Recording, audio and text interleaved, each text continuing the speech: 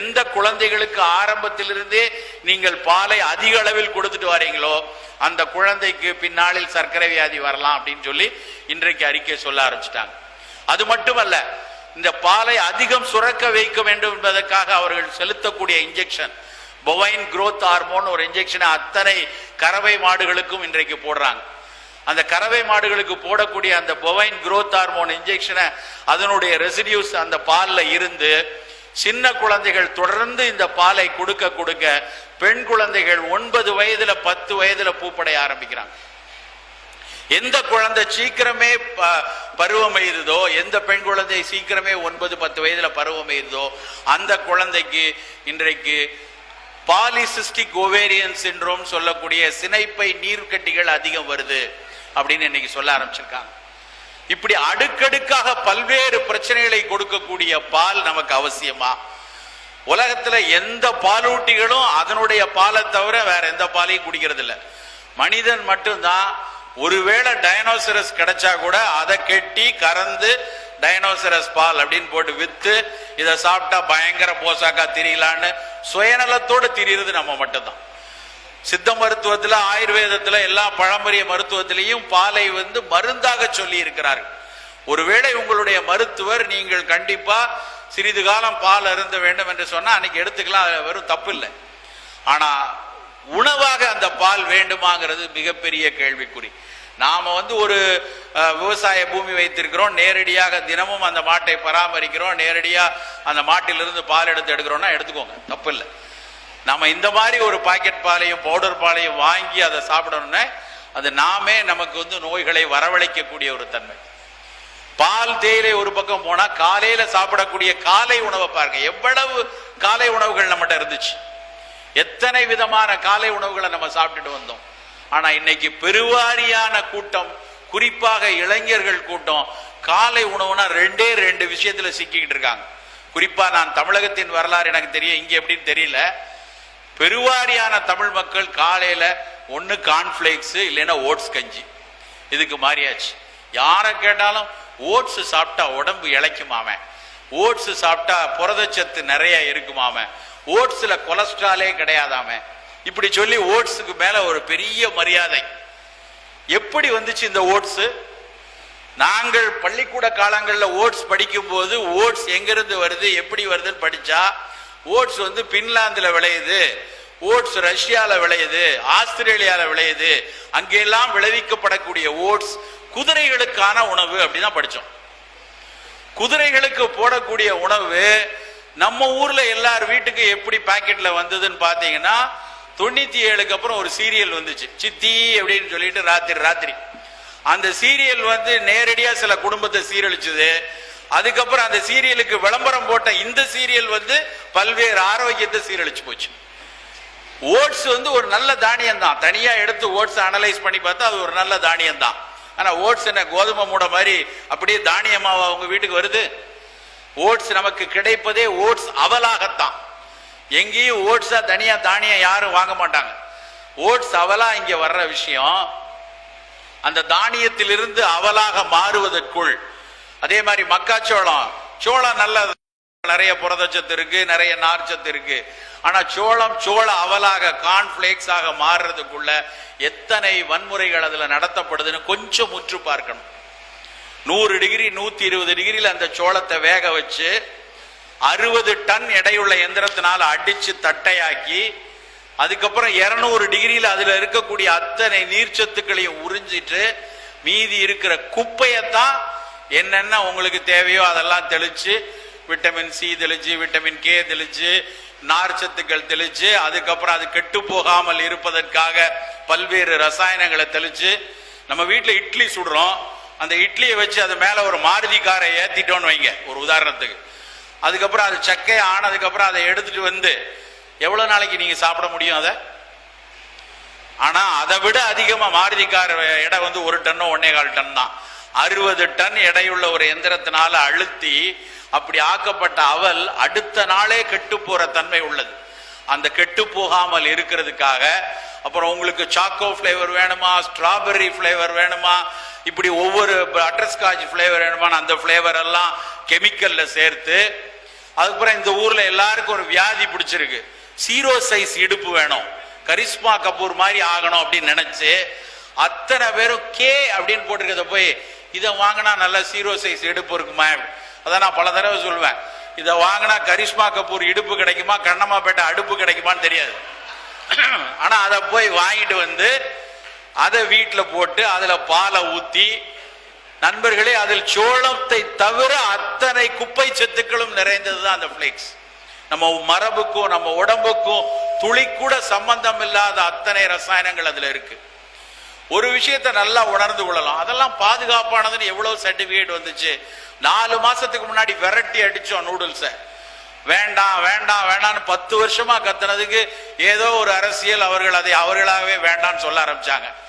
4 மாசம் தான் சரியா உங்களுடைய மாநிலத்தில் இருந்துதான் உயர் நீதிமன்ற தீர்ப்பு வந்திருக்கு. வேணெல்லாம் ஒன்றும் கிடையாதுங்க, ரொம்ப சிறப்பா இருக்கான், பிரமாதம், ரொம்ப பாதுகாப்புன்னு சொல்லி தமிழ்நாட்டில் பேராசிரியர் விஜய், பேராசிரியர் சூர்யாலாம் நம்ம ஆடி பாடி அதை விற்க ஆரம்பிச்சிருவாங்க. அதுக்கப்புறம் அதை அவ்வளோ பேரும் வீட்டில் வாங்கி வச்சு இதான் ரொம்ப சூப்பராமே, அதெல்லாம் ஒன்றும் பிரச்சனையே இல்லையே, எந்த நச்சுத்தன்மையும் இல்லையே அப்படின்னு சொல்ல ஆரம்பிச்சிருவாங்க. நண்பர்களே, ஒரு விஷயத்தை புரிந்து கொள்ளுங்க, அது நல்லதா, நச்சுத்தன்மை உள்ளதா, பாதுகாப்பானதெல்லாம் 2வது கேள்விதான். அது பாதுகாப்பானதா இல்லையாங்கிறது 2வது கேள்விதான். முதல் கேள்விக்கு பதில் சொல்லணும், அது அவசியமா இல்லையா. ஒருவேளை நூடுல்ஸ் சாப்பிடலன்னா மும்பையில எல்லாருக்கும் வலது பக்கம் வயிறு வீங்கிரும் அப்படின்னா எல்லாரும் சாப்பிடலாம் நூடுல்ஸ். அப்படி நமக்கு அவசியமே இல்லை, நமக்கு தேவையே இல்லை. நம் மரபுக்கு துளி கூட பழக்கம் இல்லாத உணவு அது. பிளேக்ஸா இருக்கட்டும், ஓட்ஸா இருக்கட்டும், நூடுல்ஸா இருக்கட்டும், நமக்கு தேவையே இல்லை. ஆனா நம்ம அதை ரொம்ப சிறப்பான உணவு, மிகச்சிறந்த உணவு, இவ்வளவு விட்டமின் இருக்கு, இவ்வளவு மினரல் இருக்குன்னு ஏதோ போலியான தரவுகள் எல்லாம் சொல்லி சொல்லி நம்ம முன்னாடி தள்ளுறாங்க. ஒரு விஷயத்தை நல்லா உணர்ந்து கொள்ளணும், விளம்பரத்துல ஊடகத்துல நமக்கு முன்னாடி சொல்லக்கூடிய தரவுகளை தாண்டி பல பொருட்கள் அதுல இருக்கும். விட்டமின் சி இருக்குன்னா விட்டமின் சி இருக்கும், அதோட சேர்ந்து கொஞ்சம் ஆர்கனோ பாஸ்பரஸ் விஷம் இருக்கும். நம்ம அதுக்கு தெரியாது, ஏன்னா அதை அந்த கம்பெனி சொல்ல மாட்டான். அவனுக்கு தேவையானதை உங்களை எது ஊக்குவிக்குமோ, உங்களை எது உற்சாகப்படுத்துமோ அதை மட்டும் முன்னிறுத்தி பல குப்பை உணவுகள் நம் முன்னாடி விற்கப்படுது. இந்த உணவுகளை தினம் தினம் தினம் சாப்பிட்றதுனால விளைவுதான் இன்றைக்கு பல்வேறு நோய் கூட்டங்கள்.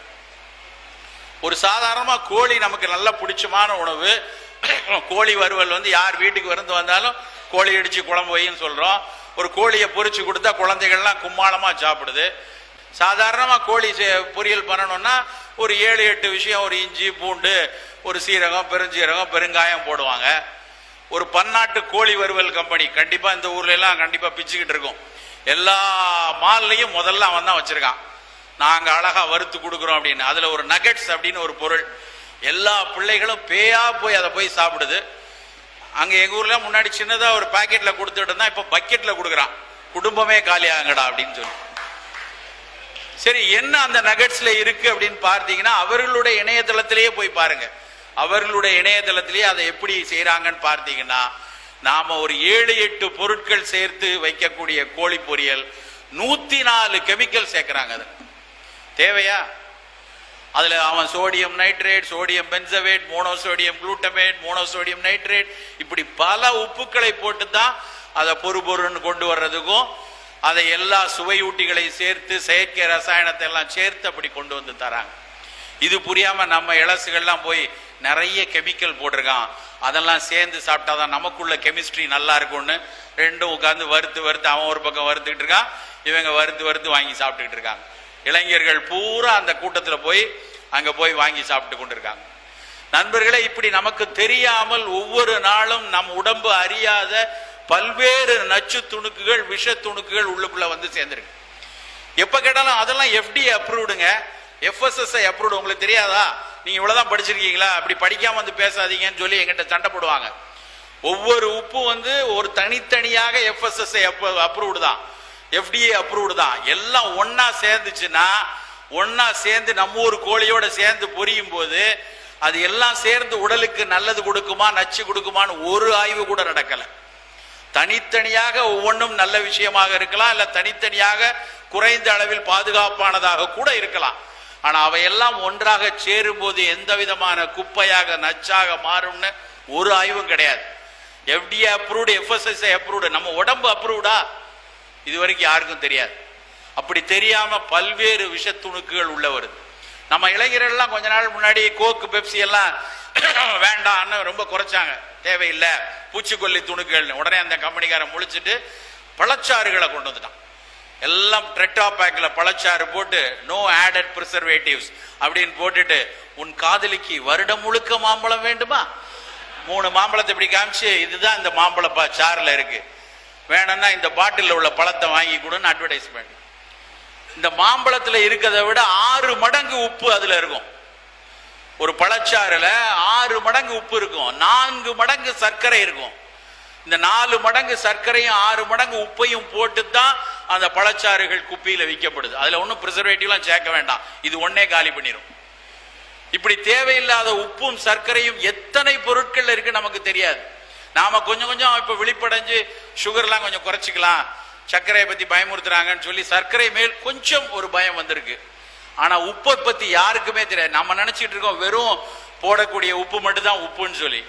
எல்லா ரெடி டு ஈட் தயார் நிலையில் இருக்கக்கூடிய அத்தனை உணவுகள்லையும் தேவையில்லாமல் பல உப்புக்கள் கொட்டி கிடக்குது. கெட்டு போகாம இருக்க அந்த பொருள் அதனுடைய சுவையை கூட்டி கொடுப்பதற்காக பல நாட்கள் இருந்தாலும் அதனுடைய வடிவம் மாறாமல் இருக்க, இப்படி ஒவ்வொரு காரணத்துக்காக சேர்க்கப்படக்கூடிய உப்புக்கள் நம்ம உடம்புக்குள்ள போய் சிறுநீரகத்தையும் நம்மளுடைய பல்வேறு உறுப்புகளையும் பாதிப்பது பல ஆய்வுகள் சொல்லிட்டு இருக்காங்க.